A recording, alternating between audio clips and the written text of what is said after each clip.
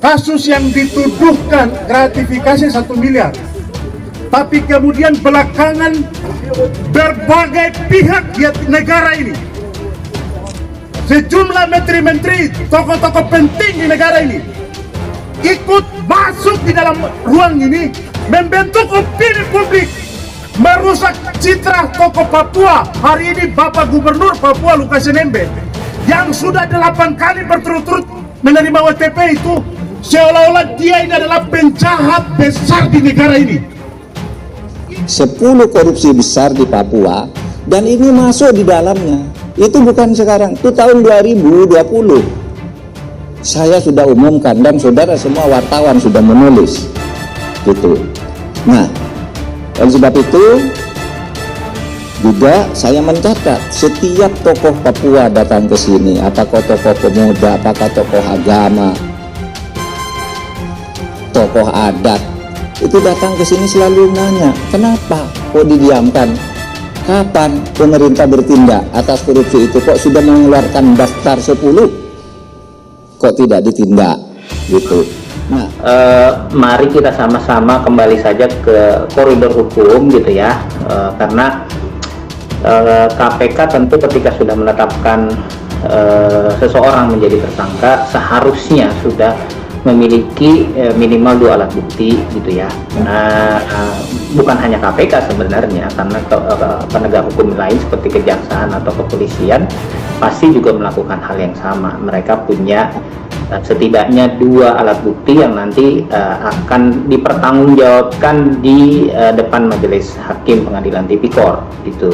Naik turun naik, istirahat tidak stabil, makan tidak teratur, gula darah naik, jantungnya berdebar tidak bagus, ya.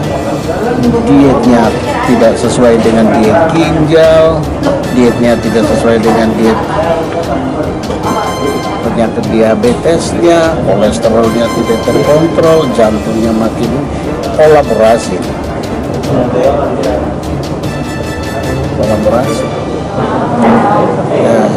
nggak usah lah, kita semua medis tahu ya, jadi kita profesional saja, bicara sesuai dengan sumpah janji kita. Saat ini beliau tidak bisa menemui KPK karena masih dihadang oleh masanya beliau, sehingga saya mengajak kepada seluruh masyarakat dan khusus kepada Pak Lukas harus berjiwa besar dan harus bisa datang ke KPK untuk membuktikan apakah itu benar mendapatkan korupsi. Panggil 1, 2, 3, panggil paksa, DPO, kan itu urutannya. Ya dipanggil aja dulu baik-baik, kan belum tentu tidak datang gitu. Seumpama datang itu apakah perlu dibantalkan ke rumah sakit atau tidak dan sebagainya, nanti KPK punya mekanisme sendiri, bukan bagian saya. Pengacara sebut rumah Lukas NMB masih dijaga massa. Brimob berdatangan ke Jayapura. Kuasa hukum Gubernur Papua Lukas NMB Aloysius Renwarin mengungkapkan sejumlah massa masih menjaga rumah kliennya yang berada di Koya, Kota Jayapura hingga saat ini. Menurut Aloy, keberadaan massa di rumah Lukas tidak bermaksud melawan negara. Mereka berdatangan ke rumah Lukas karena budaya setempat. Tidak ada maksud lain melawan negara kah? Tidak ada, kata Aloy dalam konferensi pers di kantor perwakilan Pemprov Papua, Jakarta Selatan. Ia mengatakan, dalam budaya masyarakat Melanesia, jika ada salah satu saudara yang sakit, maka keluarganya akan berdatangan. Mereka akan memanggil pastor dan pendeta untuk berdoa, memotong babi, dan membakar batu guna memberikan spirit kepada orang yang sakit. Ini memberikan spirit kepada beliau yang sudah stroke 4 kali, supaya bisa semangat, itu penting, tuturnya. Selain itu, ia mengaku mendapatkan informasi banyak pasukan Brimob yang dikirim ke Jayapura. Mereka dikirim dari Maluku ke sejumlah wilayah lain. Aloy berharap penanganan perkara dugaan korupsi Lukas tidak menimbulkan konflik di Papua. Menurutnya, Papua merupakan tanah yang damai.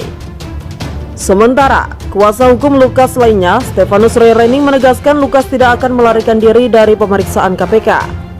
Adapun ketidakhadiran kliennya karena sedang sakit.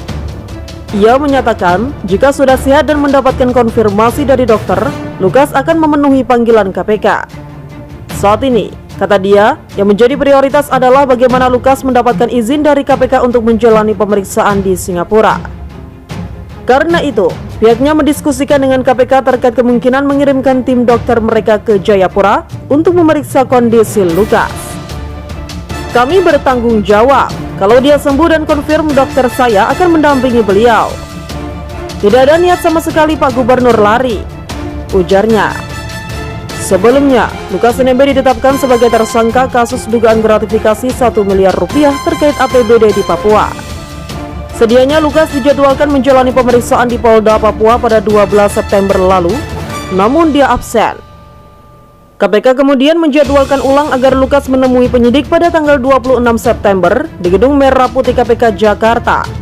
Namun Lukas kembali tidak hadir dengan alasan sakit. Sejak Lukas ditetapkan sebagai tersangka, situasi keamanan di Jayapura meningkat. Sejumlah massa menjaga rumah Lukas hingga melakukan demonstrasi membawa topik Save Lukas NMB. Antisipasi gerakan massa terkait kasus hukum Lukas NMB, Polda Papua tingkatkan patroli. Kepolisian daerah Papua meningkatkan patroli di kota Jayapura untuk menjaga situasi keamanan untuk mengantisipasi adanya reaksi dan pergerakan massa atas kasus hukum yang dihadapi Gubernur Papua Lukas NMB. Seperti diketahui, Komisi Pemberantasan Korupsi sejak 5 September 2022 menetapkan Lukas NMB sebagai tersangka kasus gratifikasi senilai 1 miliar rupiah. Penetapan tersebut kemudian menimbulkan reaksi dari berbagai pihak, baik yang mendukung Lukas NMB maupun pihak yang mendukung proses hukum.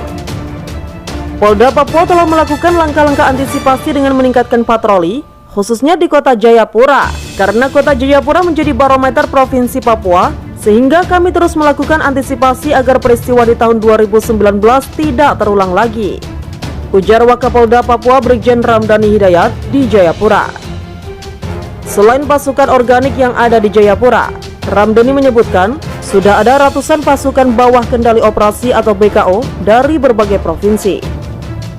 Menurut dia, total personel yang ada di Jayapura sudah cukup untuk mengendalikan situasi apabila ada aksi massa yang terjadi karena kasus hukum Lukas NMB.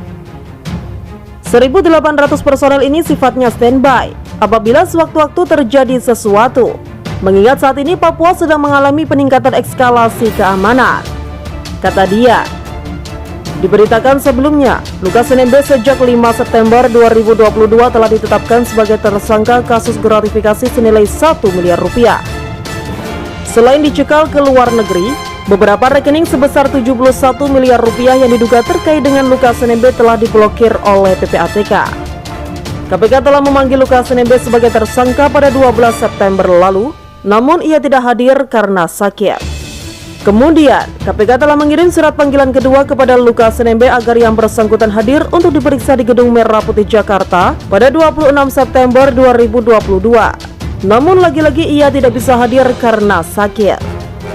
Sejumlah aksi massa terjadi di Papua setelah KPK menyatakan Lukas NMB sebagai tersangka.